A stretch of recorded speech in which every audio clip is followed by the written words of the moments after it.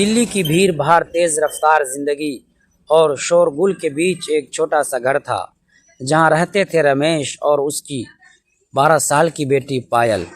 रमेश एक ऑटो चलाता था। सुबह 6 बजे घर से निकल जाता और रात को देर से लौटता। उसकी ज़िंदगी आसान नहीं थी, लेकिन उसके चेहरे पर हमेशा मुस्कान रहती थी, क्योंकि उसकी दुनिया उसकी बेटी पायल थी। पायल बहुत समझदार और होशियार लड़की थी। माँ के गुजर जाने के बाद उसने छोटी उम्र में ही घर संभालना सीख लिया था। स्कूल जाना, खाना बनाना, घर साफ सुथरा करना, सब कुछ वह खुद करती थी। एक दिन पायल ने अपने पापा से पूछा, पापा आप इतना मेहनत क्यों करते हो?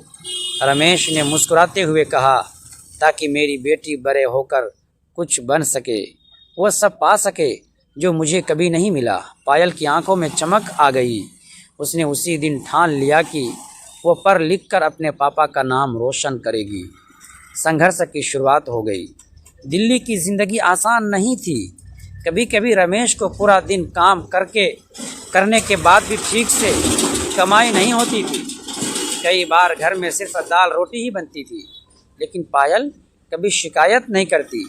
वह हमेशा कहती, पापा ये खाना भी बहुत अच्छा है। एक दिन स्कूल में टीचर ने बताया कि शहर में एक बड़ी स्कॉलरशिप परीक्षा होने वाली है। पायल ने भी उसमें भाग लेने का फैसला किया, लेकिन समस्या थी फॉर्म की फीस। रमेश के पास पैसे नहीं थे। उस दिन उसने देर रात तक ऑटो चलाया, लेकिन फिर भी पैसे पूरे नहीं हुए। घर आकर वो चुपचाप बैठ गया।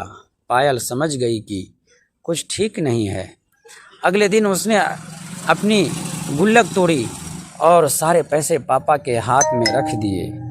पापा ये मेरे बचाए हुए पैसे हैं, आप ये ले लो। रमेश की आंखों में आंसू आ गए। उसने पायल को गले लगा लिया। मेहनत का फल। पायल ने दिन रात मेहनत की। सुबह स्कूल, शाम को पढ़ाई। कई बार बिजली भी चली जाती तो वो मोमबत्ती की रोशनी में पढ़ती। आखिरकार परीक्षा का दिन आया। कुछ हफ्तों बाद रिजल्ट आया। पायल पूरे शहर में टॉप कर गई।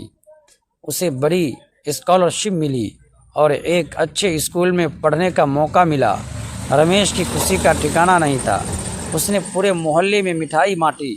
समय का बदलाव, साल बीतते गए। पायल बड़ी होती गई और पढ़ाई में आगे बढ़ती गई। कुछ साल बाद उसने इंजीनियरिंग की पढ़ाई पूरी की और एक बड़ी कंपनी में नौकरी लग गई। अब वही पायल जो कभी मोमबत्ती की रोशनी में पढ़ती थी, आज अपने पापा के लिए एक बड़ा घर खरीद चुकी थी। एक दिन उसने रमेश से कहा, पापा अब आपको काम करने की ज़रूरत नहीं है, अब आपकी बेटी कमाती है। रमेश मुस्कुराया और बोला, मुझे तुम पर गर्व है बेटा, तुमने मेरा सपना पूरा कर दिया। कहानी की सीख। दिल्ली जैसे बड़े शहर में भी अगर कोई चीज़ सबसे मजबूत होती है तो वह है पिता और बेटी का प्यार। पैसे, मुश्किलें और हालात सब छोटे पड़ जाते हैं जब साथ में विश्वास और प्यार हो।